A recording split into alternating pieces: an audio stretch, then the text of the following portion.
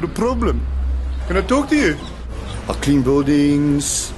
I can fix aircon. I can weld anything, bro. I can weld this whole camera. I can weld it to your head with this my one finger. You think having to park cars and guard cars all day is bad enough? Not being able to speak properly, looking like this, having nothing, not even a house over my head. I don't even know where I'm going to stay tonight. Not even where I'm going to go tomorrow. You think that's bad? You know, the worst thing is, I'm gay. Welcome to another episode of 48 Hours TV. Now we're joined by a comedian who is one of only five, born in the second biggest city in the UK. He's also not a big Man United supporter, but knows a lot about olives. And growing up, he used to write to an anonymous pen pal who never wrote back.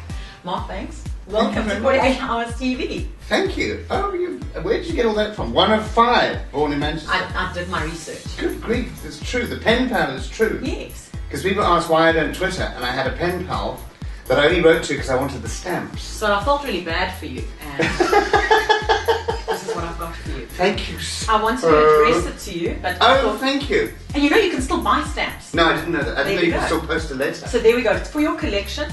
Because all my postmen in Johannesburg have been murdered over the years, so every time I post a letter to myself, I'm thinking, oh shame, I wonder which one this one's going to get. This is wonderful. There we go. So to add to your collection, thank you so much. we collected some money so we could buy stamps. Fantastic. And now you can add it. Your first letter. Thank Fan you mail. very much. Thank you. One of five from Manchester, and I'm now here in Cape Town because this goes streaming, doesn't it? Yes, it does. Yes. All over the All over the world. All over the world. Mm-hmm. Which is, I find all this new technology just too daunting. I don't know whether to go from Betamax, whether I should upgrade my to VHS. Have you upgraded? Have you gone to VHS? You've got to go to Blu-ray. Right. Well, I don't think he works at Silverstone's anymore. That's a bit of a worry. But we still post letters, which is lovely. I went to send a fax the other day, and they're all laughing. And I thought, well, you know, if you can't keep up with technology, then that's your problem. Postnet. Yeah. So now you've got your own stamps. And They said I've got to email a fax. I said no, email and fax are two separate things. But I'll leave that for you to learn about. That's very confusing. How do you very keep up with confusing. it? Well, I don't. You see, I don't. Because you're on Twitter as well. I'm on Twitter. Yeah, Twitter I can do. Yeah. Twitter I quite like. But I'm a letter. I write. You know, I write by hand. I've got one of those things with ink in it and a point. A quill? No, a pen. Oh. It's called a pen. Oh. I actually write by hand when I write. I can't type, and I can type. I've got 85 words a minute. 90 when it's a death threat letter, and I write with a pen. And worse than that, what I prefer to write with is a pencil. If I'm being very, very creative. Not a crayon. Not a crayon, no. My crayons were all confiscated the last time when I was in reunion. As he says, holding himself in a straitjacket position. My crayons, and of course, living in reunion as I did for 4.5 years, that was a bit of a missionary period. I was converting people to comedy there, which is very tricky. A reunion comedy-going audience, they're very, very difficult. But I got through that, so I've completed my licentiate in worldwide stand-up comedy now. So you've been to Reunion and South Africa. You've performed done in Reunion in a dormant volcano. You have to perform in the volcano because of the raking inside, so people can sit. It looks a bit like the Eau de Libertas amphitheatre during Nazi occupation, which would be about 1943.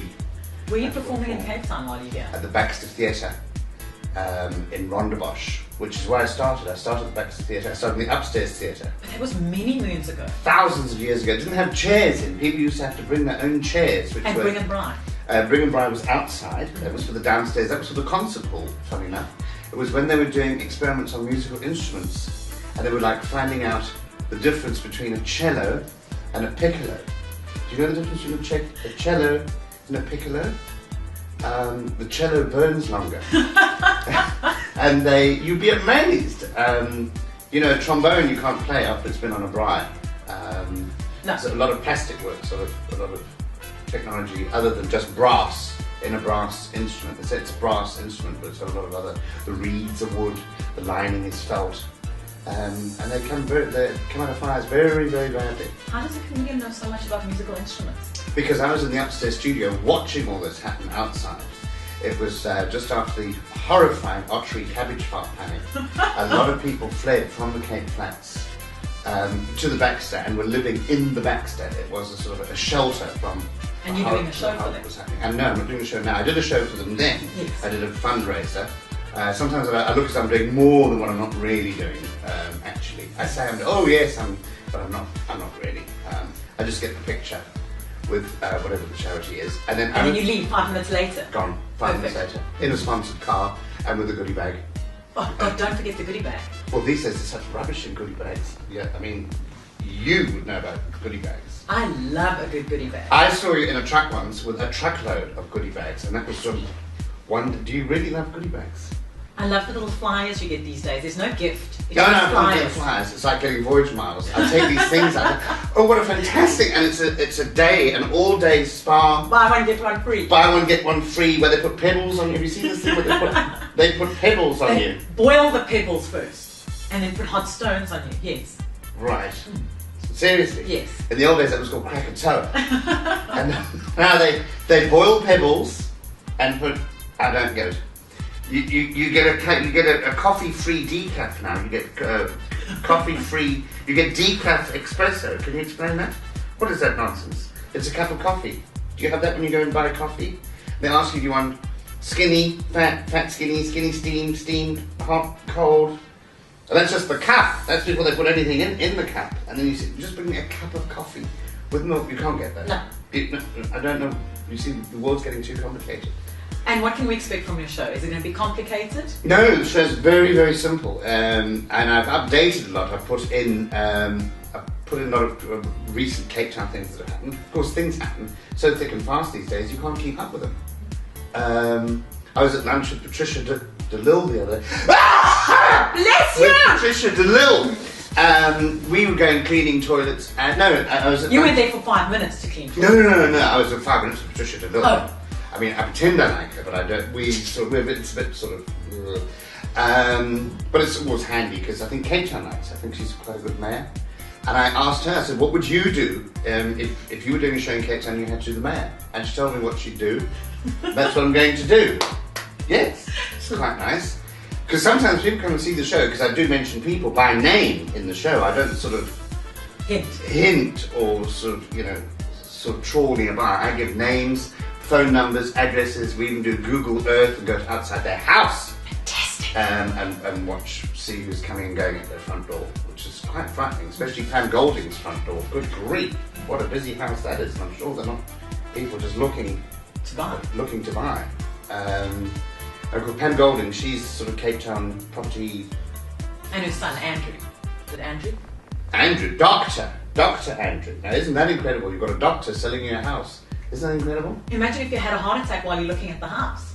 Yes. Or he said, could I show you where your hallway is? You wouldn't know if you're going to be up in the stirrups or going down the hall. It's very difficult, isn't it? And of course Helen, but she's gone very low key these days. Helen, we don't really see her here much for these days. You haven't been in Cape Town long enough. I have. In the papers you'll see her. Really? Yes. Is she up and about? She doesn't laugh much. She told me she doesn't like laughing. And I could see that because I performed to her once, which was like performing to a wildebeest. Actually, in fact, I've had better reaction from wildebeests. Admittedly, it was during the Felt Fire, which I had started on a notice board at my local gymnasium. And in fact, there's a sign now, please do not put wildebeest on the felt, as it does affect the other notices and it could catch fire. So, the show runs approximately 85 minutes. It's a very short season. I'm only on for 2 weeks. We finish on the 9th of August, because I'm going in for a caesarean after that. You lie, you're going to Durban. Going to Durban. Mm-hmm. Well, that's near caesarean. And the show runs, it's straight through. There's no interval. It's stand-up and sketches. There's characters, there's wigs, we've got slides, we've got video extracts, and we phone people. We phone people who the audience will give the number to, or we can look out at newspapers, phone ads in newspapers, things that are current, things that are in the news, a little bit of dancing, a bit of ice skating, some husband and wife juggling, always very, very popular. And then, of course, at the very end, and this is going to cause a little bit of controversy, we're going to be selling off rhino horn that we have legal rhino horn, which we'll be selling off at the end of the night. And one lucky winner will be going away with a free rhino horn, because I've now appealed quite widely to the Chinese community. They come to a lot of my shows because I look a lot like one of the Chinese pop singers of the 1960s, Yang Higat Bung Handundi. I look a lot like him. He crossed over from Chinese Ufardu music to Hindi and Bollywood, but I'm the spitting image. No matter what I do to tell them that I'm not him, they won't believe me. So I've had to cater to them. It's very controversial. Very controversial, but quite a lot of publicity, I think, could be engineered by it if it's done correctly. And how could it be done correctly? Well, it's not a real rhino horn that we do sell to them. The reserve price is 1.3 million, which could be a two-bedroom house. It could be a two-bedroom house in Milton near Flamingo Flame. No, think further. Really? Yeah, more? Do they cost more? Yes. Oh my goodness gracious me. They're not real rhino horns. And this is something I heard the other day, is that they're now, this is a true story, Liezel, but I'm only telling you. They now make imitation. They now make pirate rhino horn that look, you cannot tell the two apart. It's even got the hair and the bristles and the blood and all the gore on the rhino horn that they sell to the Chinese traders who are buying it. And they go, ha ha ha ha, or whatever they say, ha ha ha, and away they go. And it's a pirate, it's not a real rhino horn. And do you know where those rhino horn are made? No way. In China. Isn't that fantastic? That is excellent, and it's all the more reason to go and see the show. Please come and see the show. Bankrupt at the Baxter Theatre. I think there's still the roads out to the. The road is all the way out there. All the way out there. It's tarred. And then the Durban Run. The Durban Run is much later in the year. That's the Elizabeth Snedden. That's in November. And that's going to be my last show for Durban that I will ever do, because I'm returning. I turned 54 earlier this year, and I have to take part in a bet, which I said I would do if I lived to 54, and that is swimming in shark-infested and coconut and shark-infested waters just off the coast of Belito during the sardine run, which I said I'd do. So it could be my very last ever appearance in Durban. We'd really like to film this, so I think we'll catch you at that show. Yeah. If not at the Baxter. Yeah. Of course, you do know that more people are killed by coconuts than sharks. You did know that? I didn't know that. Yes. More people are killed by sharks. So you've got a 50-50 chance there. But more people are killed by coconuts than sharks. That's why if you go to the shark tank, you go to the V&A, they've got a shark tank down there. There are a few sharks, and you do see in there the sharks going round and round in the tank. Every now and then you'll see a coconut going along with them, just as a reminder. Ooh, so we keep that reminder. We'll keep our eyes on this man to see him swimming with sharks and coconuts. But in the meantime, you can catch him at the Baxter Theatre till the 9th of August. My dare for Cape Town is to dive into a porta pool of boiling custard. That can easily be arranged. Yeah, well, I am doing. We haven't found a venue yet because it is illegal to dive into boiling custard in public. It's one of the strange municipal Cape Town bylaws. Well, it goes back, funny enough, to the 17th century, to Lady Anne Barnard, who was boiling custard compulsive. And they eventually had to build the Lady Anne Barnard bath in what was then called Custard Bosch, which is now called Kirstenbosch, where she would thrash about, stark naked, in boiling custard. Will you be wearing clothes during this exercise? No, you have to do it naked. Under the international custard bylaws, you cannot do it clothed. You have to do it.